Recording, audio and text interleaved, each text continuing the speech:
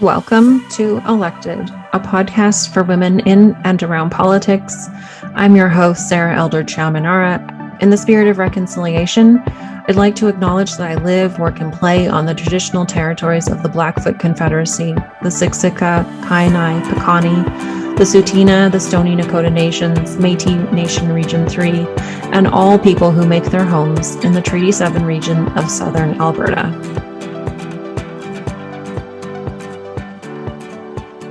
So today on Elected, I have the absolute pleasure of speaking with NDP MLA from Manitoba, and forgive me, your constituency name is?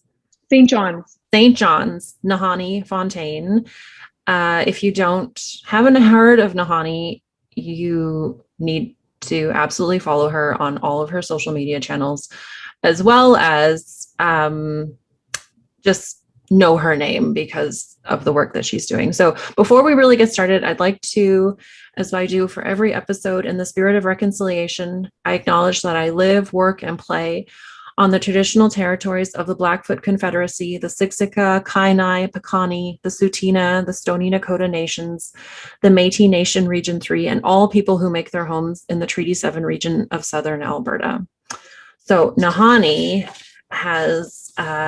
you have a Bachelor of Arts from the University of Winnipeg, in Environmental Studies and International Development, and a Master's in Native Studies, Women's Studies, and Critical Theory, also from the U of M. And you are the MLA for St. John's. Which part is that, a rural area or an urban riding? So that's in the north end of Winnipeg. So okay.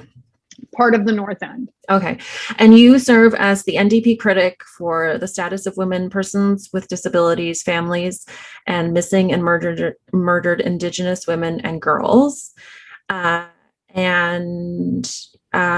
you were elected, you were already heavily involved. You served as the province's special advisor on Aboriginal women's issues, for the Aboriginal Issues Committee of Cabinet of Manitoba, with, of course, a special focus on missing and murdered Indigenous women and girls.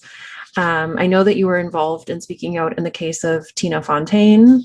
And you're actually also, before I can't forget, you are a House Leader for the official opposition, which is, you're just total goals in my books of being in that role. You've been elected since 2016, and you are from the Anishinaabe First Nation. Sagkeeng Anishinaabe First Nation. Sagkeeng Anishinaabe First Nation. And you have 2 children and a dog. I do. Named Chili, apparently. And I would love to see more of Chili on your social media. I will. Sometimes you got to be careful. I'm like, oh, am I saturating? Am I boring people with him? No. But I would post him 24/7 if I could. He's a dream dog. Do you think he shares your political views, or is he like on the opposite side of the spectrum? I think he's just pure. He's so pure. So, but he loves his mummy. So if he had to, he'd lean left. Of course, sure. Right? Mummies, dog mummies forever. And what I didn't include in your bio is that you are a masterful baker. Yes, I love baking. Yeah, yes. It's actually kind of just saved my sanity during COVID because I've been baking for years, but I've kind of just taken on this like cake designing thing, and it's saved me really. I feel like if you ever just are like, you know what, I'm out, I think you could open a bakery. I think so. Yeah. You never know. I'm planning on doing a pop-up this summer. Oh, so I thought, well, I'm going to sell my baking and do a pop-up and get to meet more people. And so I'm planning on doing that when it's safe to do. That's amazing. You're amazing. I'm like a one person. I'm sure there's more of me, but I'm just like number one fan of your member of your fan club. So tell me, please, how did you get started in politics, and what was your journey into this space? Good question. So, I've been doing community work for years and years. And if you were just to look at the issue of missing and murdered Indigenous women and girls and Two-Spirited, I've been doing that work like really dedicating myself to that work since 1997. So for many years. And, you know, I come from, you know, if you were to ask across Canada within the Indigenous communities, Fontaines are known for being political, right? Like my cousin is Phil Fontaine. And Phil Fontaine, when he was the Grand Chief of the Assembly of First Nations, he was the first Indigenous leader to publicly speak about what he went through in residential schools. And he did it on an interview with Peter Mansbridge on the National. That was the first time that somebody had publicly, a leader had publicly talked about being sexually abused in residential school. That moment was a domino effect to all of the things and all of the movement and change that we saw for residential school. So I come from a political family. I come from you know, and our people always say to be Indigenous is to be political, because our whole lives are about, you know, dismantling and struggling against the oppressions and the colonial oppressions that still exist today. And so, you know, doing community work for so long, going to the United Nations. I've been to the United Nations in Geneva and New York and UNESCO in Paris. I've been to the European Union. I've spoken countless times in Europe to NGOs that are in support of Indigenous peoples here in North America. And, you know, I knew that our voices, particularly those of Indigenous women, weren't at those levels. And it's important to note that for Manitoba, the first ever Indigenous woman that was elected to the Manitoba legislature was actually my colleague. Her name is Amanda Laughlin. So the first Indigenous woman ever elected in our history in Manitoba was only elected in April of 2015. Wow.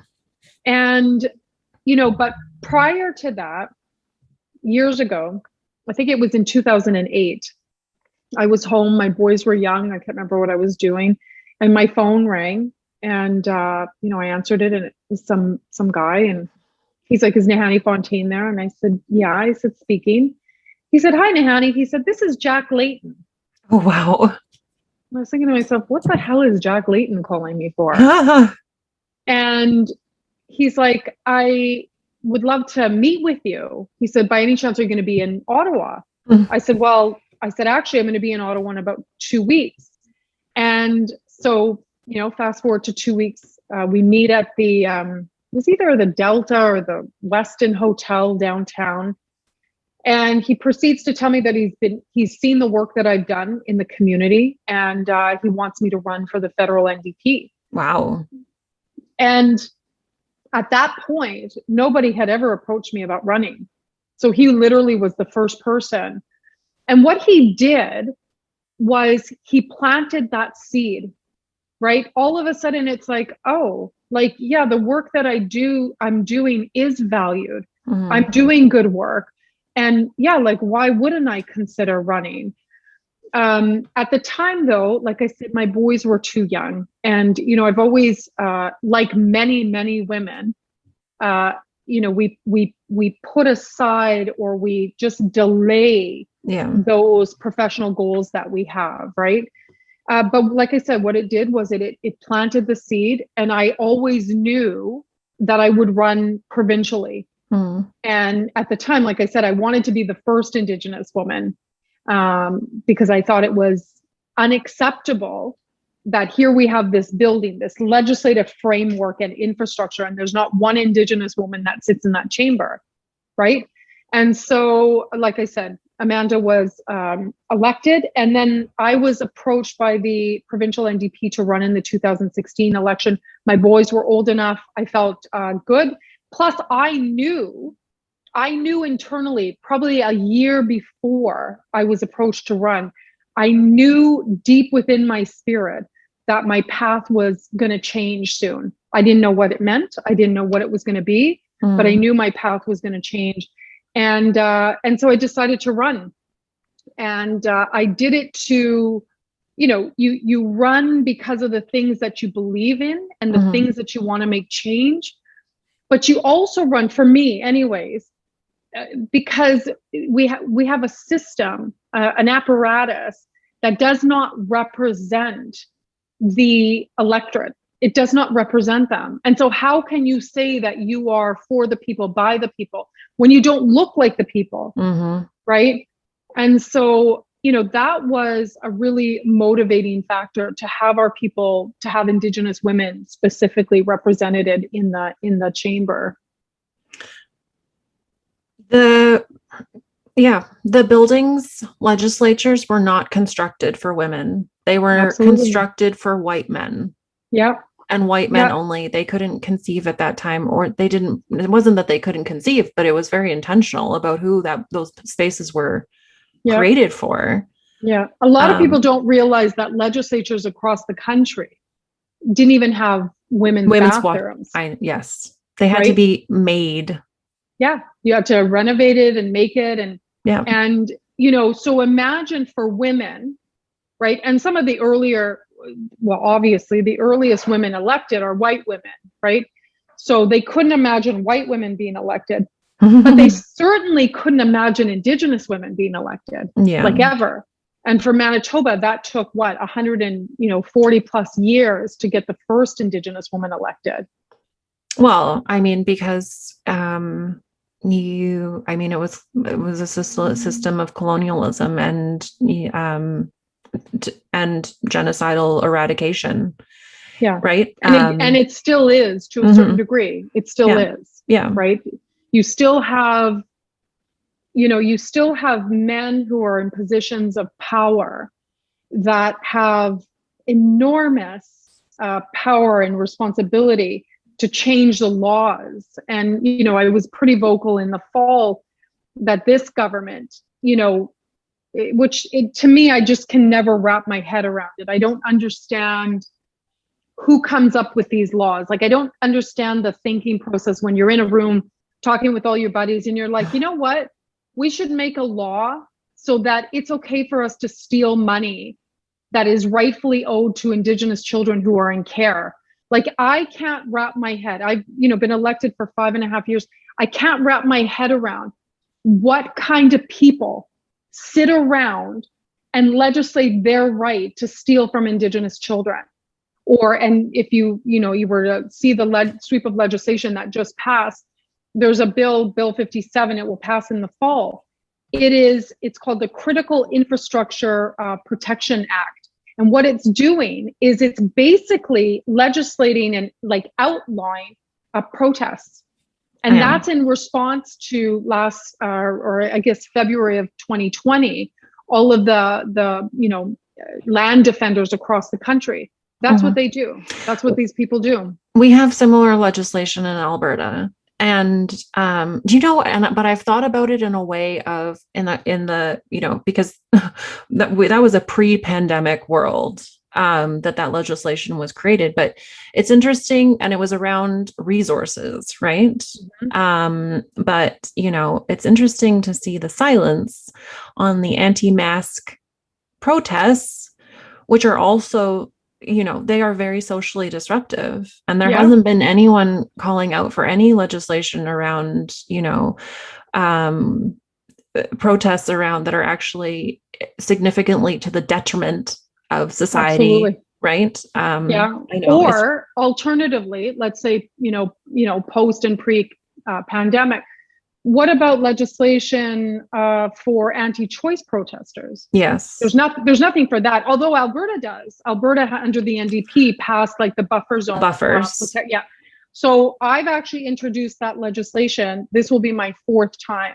Oh, wow. To do something similar in Manitoba. So on the one hand, you have, Brian Pallister and his PC caucus saying, we don't want land defenders protesting or fighting for the environment that protects all of us. So we're going to outlaw that and we're going to legislate that away. But I don't give a shit if a bunch of anti-choice people protest in front of a hospital. I don't care about that. And I don't care about anti-science, anti-vaxxers, anti-mask. I don't care that they're potentially spreading COVID. I don't care about that. That's what we have. there are a lot of things that boggle my mind. And governing only for those people who vote for you is one of those things that boggles my mind, because in how I think that governments should work, and obviously not everyone agrees with this, obviously, is that when you form government, you are the government of all people, not just the ones who elected you. And yes, you ran on a platform, but where is the law that says you have to fully implement every platform idea? You can run on it, but politicians break promises all the time because they learn something new, or popular opinion changes, or how many things change, and they just don't do those things. Why can't that's why it's so important, the people that we elect. Right, I've said this in the House many times to the PC caucus, when I'm giving them heck or whatever. And I've said repeatedly, I don't know how you people got elected. I don't understand it. And, when people ask me today, what can we do, to get these people out? The simple truth, and the only truth, is to vote them out. Yes. And if you think you can do a better job, if you have a passion and a commitment and a dedication to everybody, and to do the best on behalf of all of us, then also run if you can, right? And if you need supports, again, the system to run is very intimidating. You have to you have to win the nomination, which requires you getting memberships. You have to win the nomination, then you have to run. I didn't know any of that stuff. None of it. Literally, I won my nomination, and less than 24 hours later, I was knocking on the door. I had never knocked on a door in my life, had no clue. But there are people like myself, obviously for people that want to run in Manitoba, but anywhere. And actually in the BC election and in the federal election, I spoke with Indigenous women from across the country, actually giving them, recommendations and tips. There are people that can help, particularly women, and particularly BIPOC women, to help support them to run and make those changes that we need internally in those legislative systems. Yes, 100% yes. 100% yes. So you are a dynamo in the Manitoba legislature. I love when you share clips of yourself asking questions in question period, because as someone who has worked in government as a political aide, and I think any good political staffer has a deep appreciation for a well-asked question period question, because a lot of questions are, can be less than effective in eliciting a response from government. But I think that when you have governments that are overwhelmingly male, especially with male political leaders too, but it really gets it really grinds them when a woman, a very powerful, well-spoken woman, asks questions that can rattle the structure of their identity and their political ideology. And I feel like you do that just so consistently. So I love it. And if anyone is watching and hasn't seen you, I think are an example of what, if someone is elected for the first time, they should watch you ask questions, because it is a lesson in how to do it well. So, but you've also had a little bit of controversy in terms of parliamentary language. So can you tell that story and what happened? Yeah. Let me go back a little bit about, asking questions and, debate in question period. When I got elected, from the beginning stages of, the whole political process. But then when I got elected, I remember the next day, because I was still the special advisor on Indigenous women's issues. And the next day after the election, I was at work at 7:30 a.m. And I remember sitting at my desk and I was thinking, okay, like now what? Like now what happens, right? And, then you start to go to caucus meetings, obviously I had to wrap up being special advisor, all of those things. But I didn't have anybody to help guide me. Nobody really kind of offered, here's what being an MLA looks like. Here's what you can do. Here's what you shouldn't do. I didn't have anybody helping me. And so I basically had to learn everything on my own. And what I quickly discovered is, to be an MLA, to be a politician, I realized one day you can make it be whatever you want it to be. You don't have to fit within the traditional model or criteria of what a politician is, particularly as an Indigenous woman, because that model or that system of how politicians are, that was by white men for white men. That doesn't work for me as an Indigenous woman, right? And, so I remember, the first times that I was in QP, Madam Speaker, like trying to ask my questions, because you're thinking like how you've got to behave as a politician. But that's not me, right? And I, like I said, I learned very soon, and I made a commitment to myself that I would be true to myself. I've been on the front lines of so many different issues and activisms and going, face to face against the police and all of these things.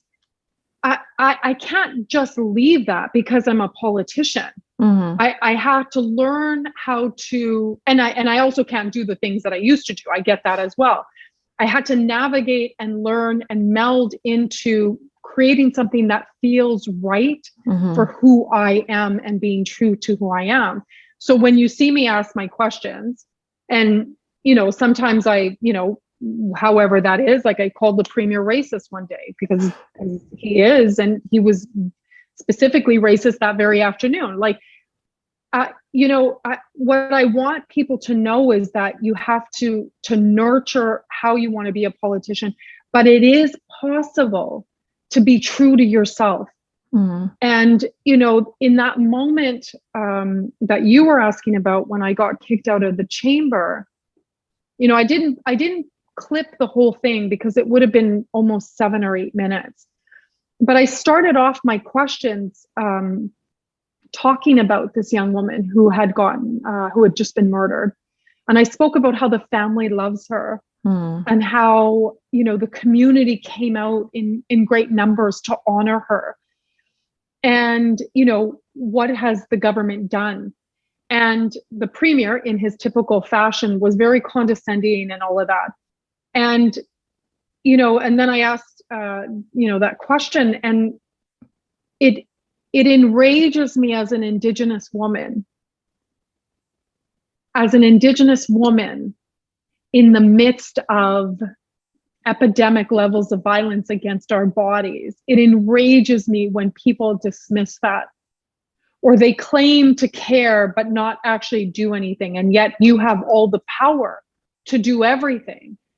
And so, in that moment, I had said, it's clear that the government doesn't give a crap about Indigenous women.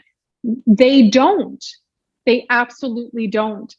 And when I was asked to, withdraw that comment, every cellular part of myself knew, as an Indigenous woman, there was no way that I could take that word back, because it was absolutely true.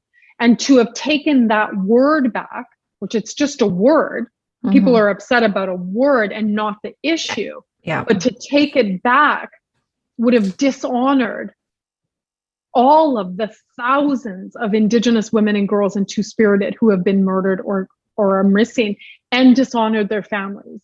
And so there was no way that I was going to do that. And that, in that moment, was not fun. I never set out to do that.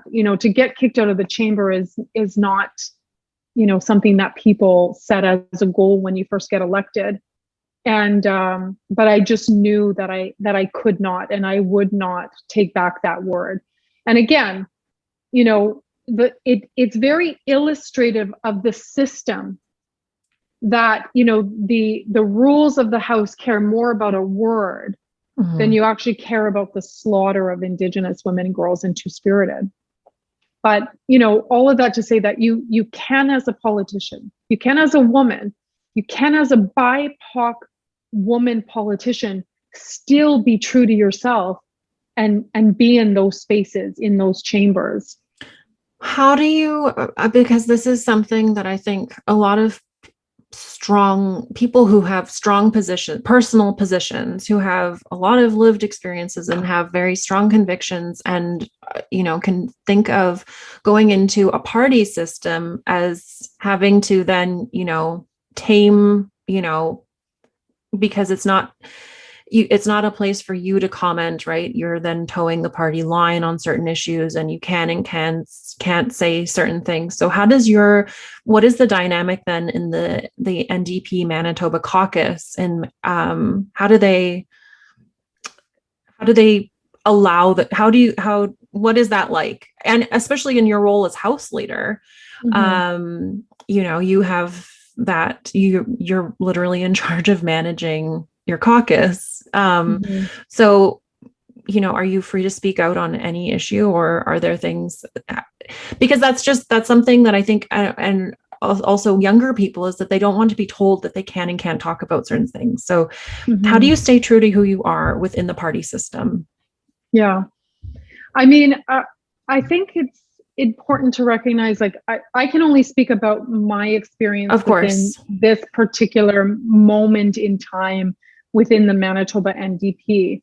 And if our leader is an Indigenous man, we have 5 Indigenous caucus members, just extraordinary. We have the first ever, non-binary, queer Black MLA ever, probably in the history of Canada, to be elected as part of our caucus. We have the first Black man to be elected in our caucus. We have a very representative caucus who understand, for the most part, as much as you can, understand the different systems that we all operate within, right? And the pressures and the isms that we all face. Now, as an Indigenous woman, do my male colleagues completely understand that? No, absolutely not, right? There's no way. Yeah. But our caucus is very supportive of one another, very supportive of one another. And, I think that people know me well enough that it would be, a little bit, maybe difficult to not have me speak out on things that I want to speak out with. But I've been supported. And so I don't know if that's necessarily always the case. And to be truthful as well, like, we're in opposition, so we haven't had anything so egregious come up that I can't, right? Like, you haven't had to deal with cabinet confidentiality, for example. No, right? And or a bill that I disagree with, right? Like, I don't know. So we haven't had to deal with any of that. I suspect we won't have to deal with any of those, but you never know. But I do suspect that, I think that there's an understanding, and there's room made in our caucus and in our party, and there's work being done within the party, right? Like, to imagine that, the NDP, just because the NDP are on the left, that they don't have issues, and, across the country, they don't have issues that they have to also address and make amends with for racism and misogyny. Of course they do, right? But, I think that there's been a real movement to examine those things and move to a better place and a more equitable, safe, respectful place. Have you seen in the last several days what's been happening with the federal leader of the Green Party, Annamie Paul, and the revolt that she's dealing with from within her own party? Yeah, I've seen some of it. I haven't been paying a lot of attention, but I have seen that some people have crossed over. And yeah, my first thought on that is, when you put BIPOC women in a position of leadership and you want to affect change and you want to dismantle and confront the isms that exist, like to pretend that they don't exist within parties, and the parties that we expect, obviously the conservatives and stuff like that, but to expect that they don't exist within the Liberals or the Greens or the NDP is really missing an opportunity. And am I surprised that a Black woman in a leadership role is being challenged and being undermined and being dismissed? Not at all. It happens every single day in our organizations, among our, healthcare systems or education systems or, nonprofit. It happens every single day. Yeah, it's just that this time it's playing out on the Canadian political stage for us all to see. And it's, some people are like, oh, I can't believe this is an issue, or what's the problem? This is the problem. Yeah. She was actually the first person I had on Elected, and I am very much rooting for Annie, and because what the message that this would potentially send to people who are interested in politics is that how do you believe that this is a space for you, that there is space for you if Annamie Paul can't be the leader of the party that she was elected to run? But that's what it's meant to do. Yeah. Right. All of those moments are meant to protect the traditional construction of politics, all of them. And even from people that would claim to be the most progressive and the most woke, will have those moments. Well, they will take those moments to maintain that status quo. Absolutely. Yeah. And that's a very relevant and important point, because I don't think that there is anyone, there's no organization, there's no business, there's no individual, there's no body, agency, commission, there's no single entity, physical or constructed, that does not have its own bias because of the way that it was constructed and how it was constructed and who it was constructed by. And even myself,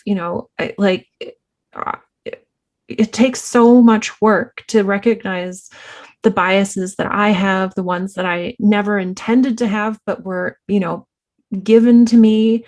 And, the learning and the real struggle and pain that it is to dismantle those internally and internal to systems and institutions. It's like literally taking a wrecking ball. Yeah. It's not an easy path. No, it's not, but it's definitely one that we need to do, because, I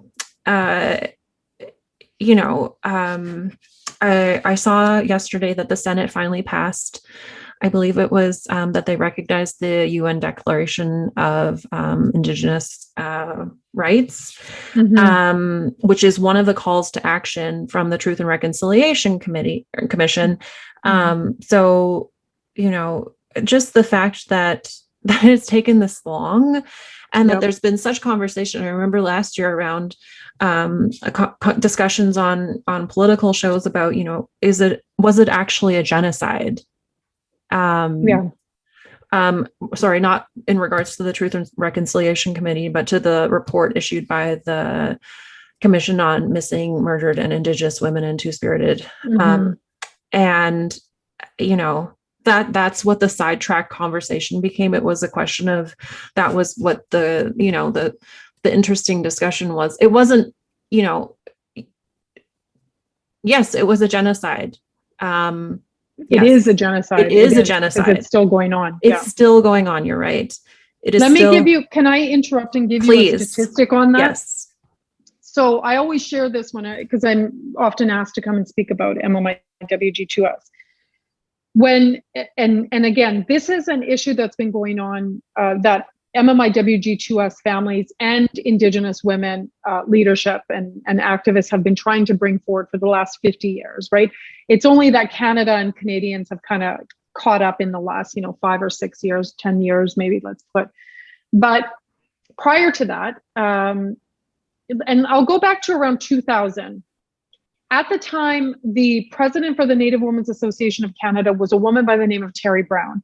Her sister was murdered. Terry Brown is actually the first Indigenous woman / MMIWG2S family member that kind of coalesced everything that was going on across the country in respect to missing and murdered Indigenous women and girls.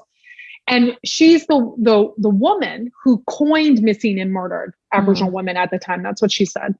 And then created Sisters in Spirit.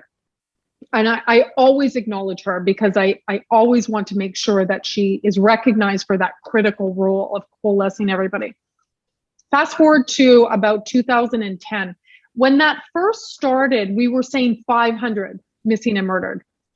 Then it went up to 600. But again, all this time we knew that those were not accurate numbers.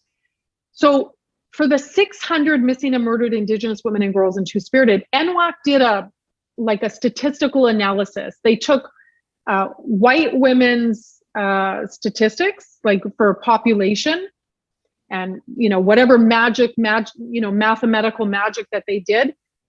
They said that for the number 600, that would represent a little under 19,000 white women or white girls going missing or murdered.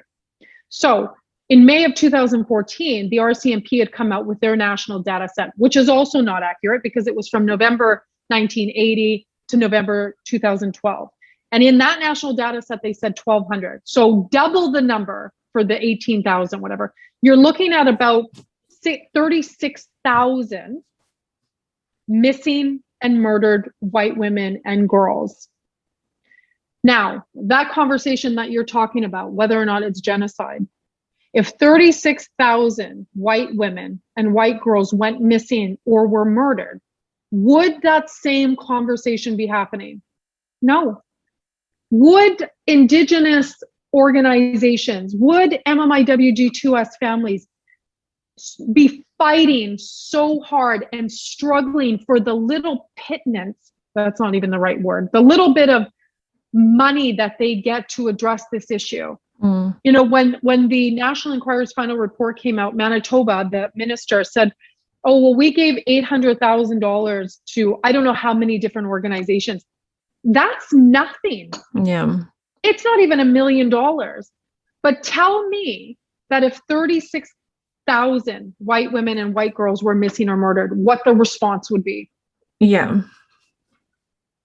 And so, when people want to debate whether or not it's genocide, though, first off, those numbers are not accurate. We still don't know what the numbers are accurate, what the accurate MMIWG2S family numbers are. But somewhere in between 3,000 or 4,000 Indigenous women. Now, I don't know what that would be like. That's what, 100,000, representative of 100,000. I don't know.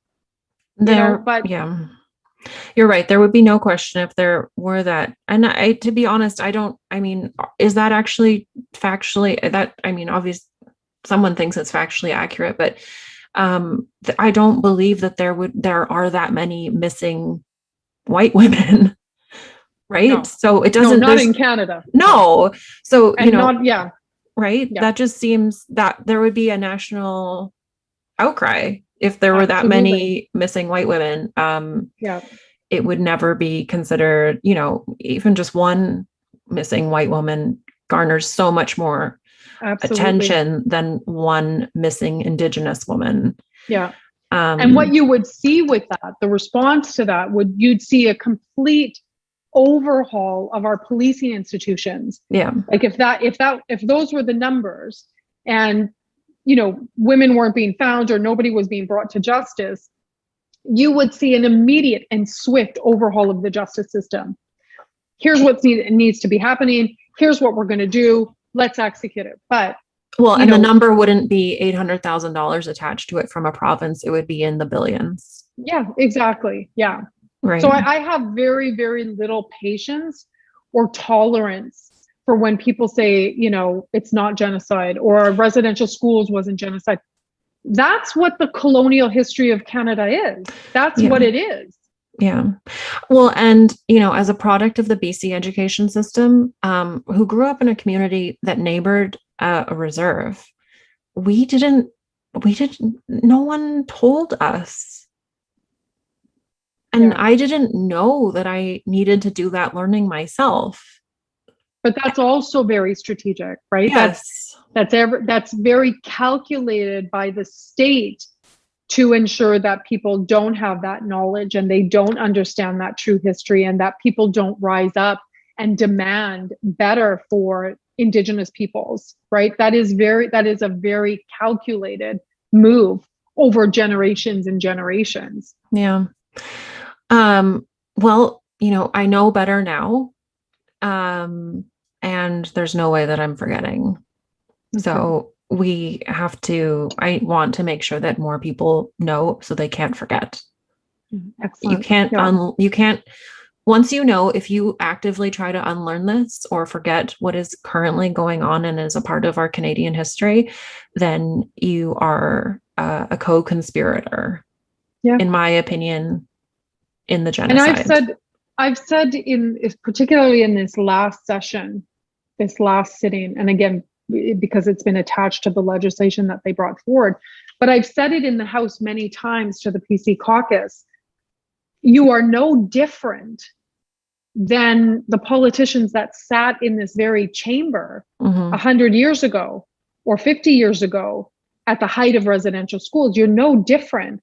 You should know better, and yet here you are complicit in all of this legislation. You're complicit in the oppression of Indigenous children and Indigenous peoples, and yet you should know better in 2021. Because every province has a Ministry of Children and Families with whatever name is attached to it, who actively, I believe on a daily basis, makes it their business to separate Indigenous children from their mothers in the hospitals. Yeah. That's one small way. If it's forced sterilization, if it's not the 60s scoop, if it's not residential schools, if it's not missing and murdered Indigenous women and Two-Spirited people, it's children in care, it's access to healthcare on reserves in rural and remote areas, food security, like it goes on, clean drinking water, goes on and on and on and on and on. And the count now is currently 572 bodies identified. I'm not sure exactly how many now, but more than a few residential schools in Canada. Where is the federal government in saying, here's $3 billion, I'm a number I'm just making up, to say, we're going to, every single site is going to be searched, every body is going to be discovered, and we will go to no end, and we will do everything possible to identify every single body, to give them back to their families. Where are the words? Where's the action? And then, that's, again, unfortunately, that colonial consequence, right? When folks are conditioned generation after generation after generation that Indigenous peoples are less than, or they're not as worthy as non-Indigenous peoples, and that, we can take out the colonial violence on the bodies of Indigenous children or Indigenous women and girls and Two-Spirited, why would there be outrage, right? Like, why would people demand more? And what I will say, and why would people demand from the government that they invest those dollars into the repatriation of children to their families and their communities? It's not an urgent need because it's not white children. Yeah. And, I think, I don't know if I think it was our leader, Wab Kinew, who had said, back, at the beginning when we found out about Kamloops, that if, 215 little babies, bodies were found on the grounds of a public school, what would be the response. Mm-hmm. And the thing about the number now, and I really hope that people, I tweeted it yesterday and I put it on my social media. I really hope that people will kind of move away from the 215 and start saying, 572, even though we know that number is not accurate, right? Like we don't know what those numbers are. They're probably in the thousands. Yeah. I have seen, an outpouring of grief and shock and concern and love from non-Indigenous people. I have, when the news from Kamloops was disclosed, I really have. And I, as an Indigenous person, as the granddaughter of an Indigenous, of a residential school survivor, I appreciate that. It really does. It affects my spirit and my heart. It means so much. So I appreciate those people that have reached out, and those people that have expressed outrage and have demanded more from the government. I appreciate it so much, but we need more of it. Okay. So people sometimes can feel like they're doing something on Twitter, which is questionable because, a tweet is, has depends on who it's coming from, has little currency. Exactly. So, and also there are some people who say, I don't want you to say I'm sorry about the situation. So what would you say to someone who's like, I really want to say I'm sorry and I want to make things better, but I don't know how? What would you say to them? Yeah. Yeah. I mean, I just think that non-Indigenous people have so much power. Non-Indigenous people have so much power within the political system in demanding more from our governments, right?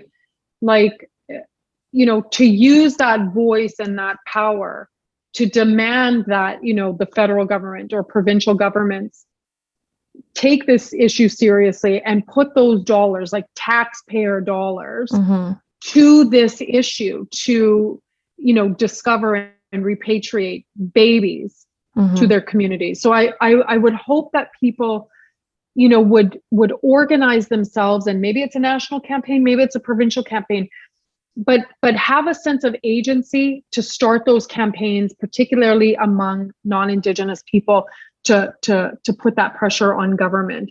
And also, a lot of people have reached out to me about having, doing fundraisers, and they want to know where they can donate money.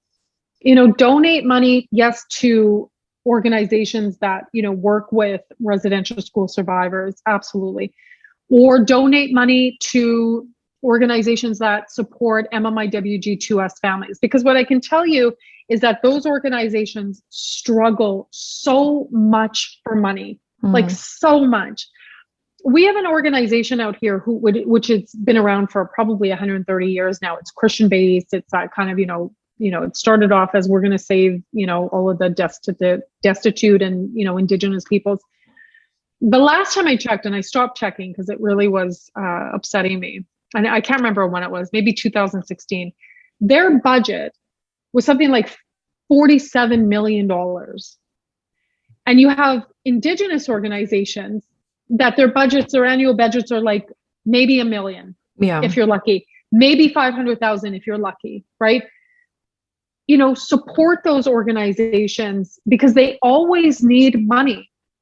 And I know that people are going to say like money doesn't solve anything. No, it doesn't, but it sure helps to do the work. And people people need to be paid for. Absolutely. Yeah. That's not, asking Indigenous people for our free labor is a whole different conversation, right? Like, can I get your opinion on this? Can you tell me, like, I will, yes, I'll give you a whole history, but pay me for my labor, pay me for my struggle, pay me for my experience. So that's a whole different thing. But, there's a group here, a group of survivors that are, they're elders. A lot of them are obviously retired or, whatever they're, just being an elder, right? So you get honorariums here or there, but they want to do a caravan and go to Kamloops. And so I've been encouraging people, give them money, so that they can rent a good van, so that they have places to stay. Like every province and territory has survivors. Support them directly if you really want to do something. I want to do more, and I can do more. And so you're making me want to do more than I already wanted to. So I am going to think about that and how I can use my own platform to do that. Within the, within what I do with Madam Premier, but also, in my personal capacity too, because this shouldn't be an issue where it's, oh, I'm a mother and, I can't imagine my child. I'm a person. And I can't imagine this happening to another person. It's amplified for me because I am a mother and I have small children, and I have thought, I have a 2-year-old, and there's someone a body of a baby that was discovered that's 2. I can't imagine what that mother, right? I don't think there's nothing that we can ever do to make that right, because we can't bring that baby back. But we can try to give that, we can try to change the system and find, right, at least bring them home. And that's the very least. That's the least. That's the least that the state can do. It's repatriating children to their families and their community is actually the bare minimum that you can do. It seems like a lot, and it's a lot of logistics. Of course it is. Like, it's going to be whatever, but it's actually the bare minimum. You're not doing me a favor by bringing home my child. You're not doing me a favor. It's actually the bare minimum that you can do. And I can understand why governments, why there hasn't been an announcement from many of the, well, actually, there is one province, was it Manitoba, who said they were going to give something? No. Ontario just announced it. Oh, yes, you're right. It was Ontario who said, I think it was like $1 million or something. I don't know how much, but yeah. But obviously not enough to do the job. But, because then we have to actually talk about these things, and then it would capture the world's attention, as it already has. And people are saying, oh, well, that's not really the Canada that I thought it was. Right. And it's the Canada that you didn't know about, because it's very methodical that all of this is being kept from the electorate. But in 2021, I don't think that that's acceptable anymore. I don't think that personally that's an acceptable excuse anymore. Like there's Google. Or, there's the media. Well, we also don't live in a state where the government, it's actually, there are states who limit searches on the internet as to what people can discover. This is kind of another way of doing it, by ignoring it. It's not that you can't search it. It's just that the less attention we pay to it, the harder it is to actually know about it. But then let me bring it back to politicians. So, and I said earlier that, there's, for the PC caucus here in Manitoba, there's no difference between them and, the men that sat in that chamber 100 years ago or 60 years ago or 50 years ago. There's no difference.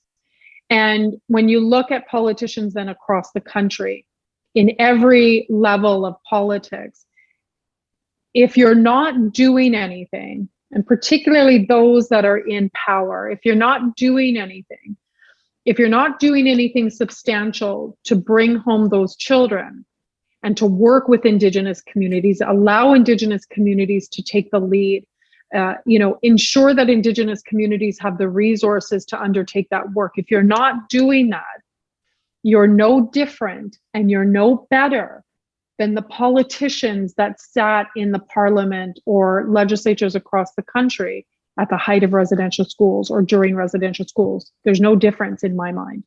Yeah, I agree. I completely agree. It's just, there's so much more that can be done. And, a lot of it, the other critical part of it is the education piece, right? And ensuring that our school systems accurately represent and teach the true history and not a whitewashed version of it. But also I think that there has to be a place for I think for Canadians to hear from residential school survivors themselves. Like I actually, so I don't know, and if you do know this, please tell me if I'm wrong. So I believe that during when they were going through, and I can't remember the name of it, but in South Africa post-apartheid, when they were people were testifying about their experiences under the government and about living under the apartheid government, that they actually broadcasted on national TV. Like you could turn on the TV and you could hear people's firsthand accounts of, the living under apartheid. We never, to my knowledge, that wasn't something that happened during the Truth and Reconciliation Commission. There wasn't a national broadcast of those stories. And obviously you'd have to obviously have the consent of those people speaking. But this, like, I want every TV channel, for example, to show that, and so people can hear it, and they can't turn away and they can't look away, and it's just everywhere. And then you cannot deny what history has done. I agree. Yeah. And I mean, I think that it would, and I'm pretty sure, I think it would have been very difficult to televise those things, right? There's many still to this day, Indigenous survivor or, residential school survivors that still haven't spoken about what they went through, right? Because it was just it's trauma. It's re-traumatizing yourself. Yeah. But I do think that, in respect of making sure that every Canadian knows about residential schools, but, not only residential schools, right, but the whole continuum, right? Like when I give keynotes, I give the whole history in respect of Indigenous women and girls, bringing us up to this moment, right? The missing and murdered Indigenous women and girls in Two-Spirited was born in those first moments of contact between missionaries and settlers. Right. And I give that whole history. And so, in the same way about residential schools, like there has to be, Canadians need to understand that history. I will say that when I go visit schools, I am always so grateful and excited to see when I say, and all different grade levels, like, have you guys heard about residential schools? Yes, we've heard about residential schools. So I'm pleased to see that and when you see the projects that kids work on in school, for residential school survivors or the history. So I think that there is some movement there, obviously, for these new generations that are coming up. Even when I go to schools and I ask, has anybody heard of the issue of missing and murdered Indigenous women and girls? And they raise their hands. So there is that movement, which I think at the end of the day my hope is that it will move us forward. It will move us forward together. I hope so. Okay. I know this has gone on. We've talked a lot longer than I had planned, but I did want to talk with you briefly around supporting Indigenous owned businesses. And there's a lot of uncertainty, and I have experienced it myself, around purchasing, beaded items or, Indigenous jewelry or clothing. And what do you have to say to anyone who, who's thinking about, who would like to, but doesn't feel like they don't know if they can? Yeah. It's interesting because honestly, the last couple of weeks, I get this question all the time, but the last couple of weeks I've gotten so many messages in social media, like, is it okay if, da-da-da? And yes, like if you were to and I can't bead if my life depended on it, and I can't sew if my life depended on it. However, I do support all of our, and let me just say this, right now across the country, like across Turtle Island, and I don't like this word because it's very European, colonial, but there's this kind of like renaissance, there's this resurgence of like artistry among Indigenous women, like the beadwork that's going on, the different designs of earrings and the different creativity. Our ribbon skirts have exploded. Like the whole fashion and understanding in our ribbon skirts that give us, that empower us, and our identities are in the design, has exploded. It is such a beautiful time right now. And I keep meaning to like tweet about like, I'm here for all of it. It's just amazing. And so if you ask, I'd say probably 99%, if not 100% of these amazing artisans, these amazing Indigenous women artisans, they will tell you, yes, I want you to buy my beadwork. Yeah. Yes, I want you to order a ribbon skirt from me. Of course I do. I have a family. I need to support whatever. Like I'm a small business owner. Of course they want. Where it becomes problematic is when you have white people who take our beadwork and our designs and, whatever it may be, and you start doing it and then selling it, as if it's Indigenous, and, making your profits and there's been several examples in the last couple of years of non-Indigenous women doing that. And it's incredibly disrespectful. And it's a continuation of colonization, right? Like first those things were outlawed. We weren't allowed to bead. We weren't allowed to, wear our ceremonial clothes. First they're outlawed. And now you want to take them from us and you want to make money from that, right? Mm-hmm. So yes, if you're going to do it, just make sure that it's an Indigenous woman or an Indigenous man, right? Mm-hmm. Or whatever it may be. But yes, absolutely. That's good. I recently made a purchase of I bought a scarf and a pair of earrings, and I plan on buying more, just because, well, I love earrings, but also because I want to support other small businesses, and I specifically want to support, BIPOC owned businesses, and and that the beading, it's it tells a story, right? Mm-hmm. That's it's a cultural artifact. It is more than just a pair of earrings, right? Yep. It represents so much more. I just had, and I actually have to stop, like it's getting ridiculous. Because every time I'm like, oh, I love those earrings. Like these ones I just got. Those are beautiful. They're so beautiful. But she was not taking orders, and I thought, should I reach out to her? And so I reached out, and she said, I would love to, bead earrings for you.